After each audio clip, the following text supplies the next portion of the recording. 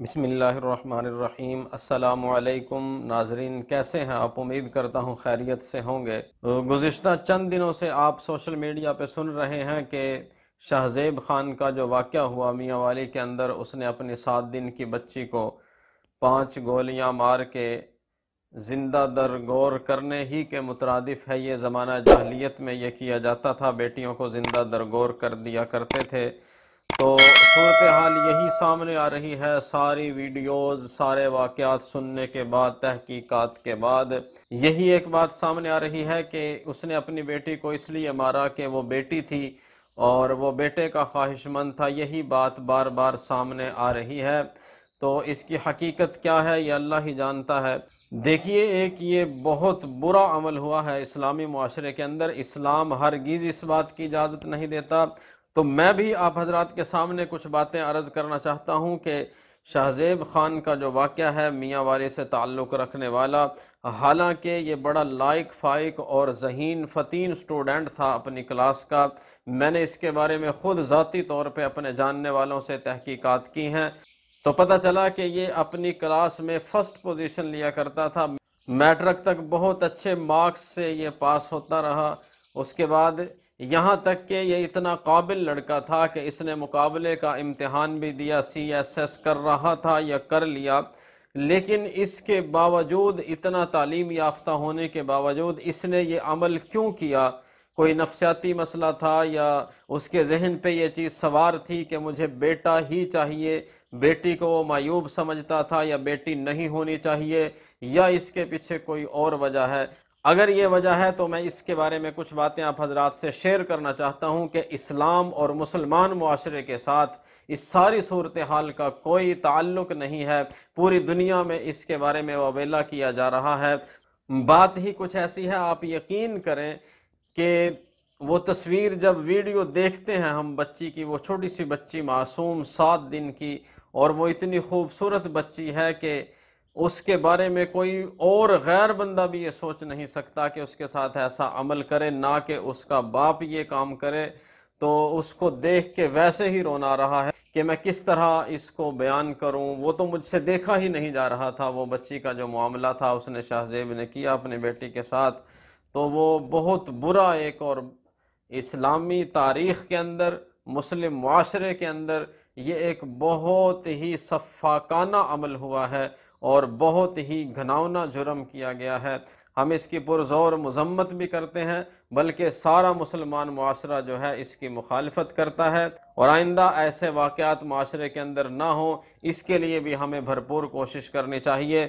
آئیے دیکھتے ہیں کہ اسلام اس کے بارے میں کیا کہتا ہے۔ عورت کی ایک حیثیت بیٹی کی بھی ہے، اور یہ بیٹی کی حیثیت ہونا یہ بہت ہی بنیادی قسم کی حیثیت ہے۔ عورت کو بیٹی ہونے کی حیثیت سے جو اسلام نے مقام دیا ہے، وہ مقام کسی بھی مذہب کا مطالعہ کر لیں، کسی مذہب میں آپ کو وہ مقام بیٹی کا نہیں ملتا۔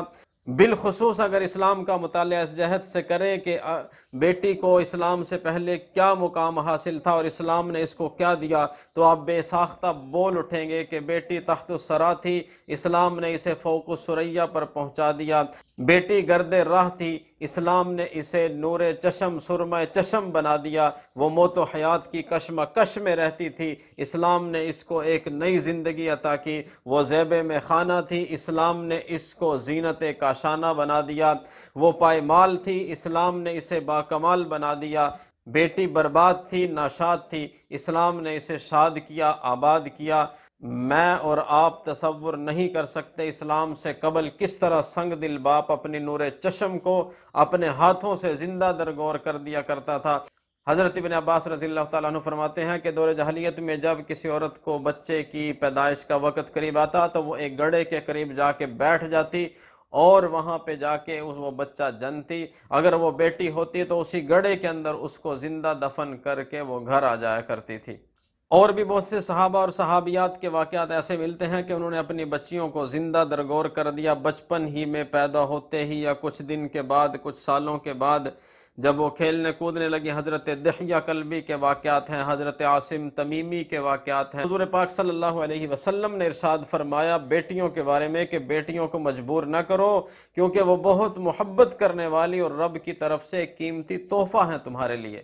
اور یہ بھی فرمایا کہ زمانہ جاہلیت میں جو بیٹیوں کو زندہ درگور کر دیا جاتا تھا، قیامت کے دن رب العزت ان سے پوچھے گا، ان بچیوں سے پوچھے گا کہ تمہارا کیا قصور تھا کہ تمہیں اتنی چھوٹی سی عمر میں زندہ درگور کر دیا گیا، تجھے قتل کر دیا گیا، تمہارا قصور کیا تھا، یہ پوچھا جائے گا۔ قرآن حکیم نے اس منظر کو بہت ہی عجیب اور بڑے متاثر کن انداز میں بیان کیا ہے کہ جب ان جاہلوں کو یہ بتایا جاتا کہ تمہارے ہاں بیٹی ہوئی ہے تو ان کی کیا حالت ہوتی تھی، ان کے چہرے بگڑ جاتے تھے، ان کے چہروں پہ نحوست اور بدبختی کی سیاہی پھیل جاتی تھی، ان کا دل غم سے پھٹنے لگتا تھا، وہ شرم کے مارے چھپتے پھرتے تھے کہ لوگ کیا کہیں گے کہ یہ بیٹی کا باپ بن گیا ہے۔ تو ایسی صورتحال میں وہ اپنی لخت جگر کو زندہ درگور کرنے کی تدبیریں سوچنے لگتا تھا۔ ایک طرف تو یہ معاشرہ تھا کہ بیٹی کا ہونا باعث شرم تھا، وہ پاپ تھی، گناہ تھی، نحوست تھی، بدبختی کی علامت تھی، وہ شیطان کی نمائندہ تھی، وہ زہریلا سانپ تھی، وہ کڑوا گھونٹ تھی، وہ ہاتھوں کی میل کچیل تھی، وہ پاؤں کی دھول تھی، وہ بوجھ تھی۔ لیکن دوسری طرف آئیے، میں اسلام کے بارے میں آپ کو بتا رہا ہوں کہ آقا دو عالم صلی اللہ علیہ وسلم تشریف لائے، اسلام آیا۔ جب یہ دین آیا تو اسلام نے عورت کو، بیٹی کو کیا عزت دی، دلوں میں اس کی محبت کس طرح پیدا کی۔ ایک حدیث مبارکہ کے یہ الفاظ ہیں، آقا دو عالم صلی اللہ علیہ وسلم نے ارشاد فرمایا کہ جب کسی کے کوئی بیٹی ہو اور وہ اسے زندہ دفن نہ کرے اور اس کی توہین نہ ہونے دے اور اس کو بیٹے پر ترجیح نہ دے تو اللہ تعالیٰ اس کو جنت میں داخل کرے گا۔ رسول پاک صلی اللہ علیہ وسلم نے ارشاد فرمایا کہ جس نے 2 بیٹیوں کی پرورش کی اور یہاں تک کہ وہ بلوغت کو پہنچ گئی، یعنی جوان ہو گئی، اس کے بعد اس نے ان کی اچھی تربیت کر کے ان کی اچھے گھر میں شادی کر دی، قیامت کے دن وہ شخص جس نے بیٹیوں کی پرورش کر کے اچھے گھر میں شادی کی، وہ اور میں اس طرح آئیں گے جس طرح یہ 2 انگلیاں ہیں۔ اور فرمایا کہ جس کے ہاں لڑکیاں پیدا ہو جائیں اور وہ ان کی اچھی طرح پرورش کرے تو یہی لڑکیاں، یہی بیٹیاں اس کے لیے قیامت کے دن دوزخ سے آڑ بن جائیں گی۔ بیٹے کی پیدائش پہ بے تحاشا خوشی منائی جاتی ہے، مٹھائیاں تقسیم کی جاتی ہیں، ڈھول ڈھمکے بجائے جاتے ہیں، اور بیٹیوں کے پیدا ہونے پہ غم ہوتا ہے۔ آپ اندازہ کریں کہ مشرکین مکہ کی طرح آج کل کے مسلمان بھی بیٹیوں کے پیدا ہونے پر رنج و غم کرتے ہیں، حالانکہ ہم جس عظیم پیغمبر صلی اللہ علیہ وسلم کے ماننے والے ہیں، ان کو اپنی بیٹیوں سے بے پناہ محبت تھی، اور آپ صلی اللہ علیہ وسلم اپنی بیٹیوں کے لیے میرے جگر کا ٹکڑا کے الفاظ استعمال فرمایا کرتے تھے۔ آپ صلی اللہ علیہ وسلم جب بھی کبھی سفر سے واپس تشریف لاتے تو مسجد کے بعد اکثر و بیشتر سب سے پہلے اپنی نور چشم خاتون جنت لخت جگر سیدۃ النساء سیدہ فاطمۃ الزہرا رضی اللہ تعالی عنہا کے ہاں تشریف لے جاتے، اور جب کبھی خاتون جنت حضرت فاطمۃ الزہرا رضی اللہ تعالی عنہا آپ صلی اللہ علیہ وسلم کے ہاں ملنے کے لیے تشریف لاتی تو آپ علیہ السلام اپنی مبارک چادر، وہ چادر جس کی رب نے قسمیں کھائیں، وہ چادر حضرت فاطمہ کے لیے بچھا دیا کرتے تھے، اور حضور علیہ السلام فرمایا کرتے تھے کہ میری بیٹی اس پہ بیٹھ جاؤ۔ جب وہ بیٹھنے سے انکار کرتے تو حضور علیہ السلام اصرار کر کے اپنی لخت جگر کو اس چادر پہ بٹھاتے۔ یہ عمل کر کے آپ نے یہ بتا دیا، دکھا دیا قیامت تک آنے والے مسلمانوں کے لیے کہ بیٹی کا مقام یہ ہوتا ہے۔ اور پھر یہ بات بھی اپنے اندر عبرت و نصیحت کے بہت سے پہلو اور بڑا سامان رکھتی ہے کہ حضور پاک صلی اللہ علیہ وسلم کو اللہ تعالیٰ نے بیٹے دیے، مگر اوائل عمری میں، بچپن میں ہی واپس لے لیے۔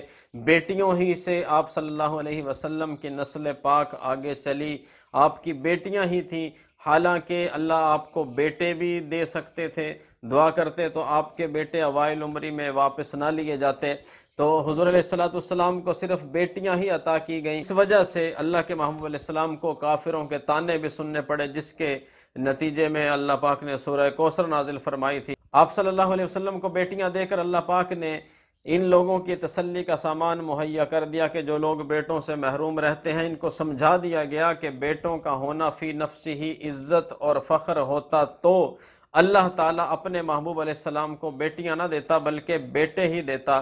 اور یہ کوئی ڈھکی چھپی حقیقت نہیں ہے کہ زندگی کے بہت سے معاملات ایسے آتے ہیں، مشکلات آتی ہیں، پریشانیاں آتی ہیں کہ اس میں بیٹیاں ہی کام آتی ہیں، جبکہ بیٹے تو بعض اوقات زندگی کو پریشان اور اجیرن کرنے کا سبب بن جاتے ہیں۔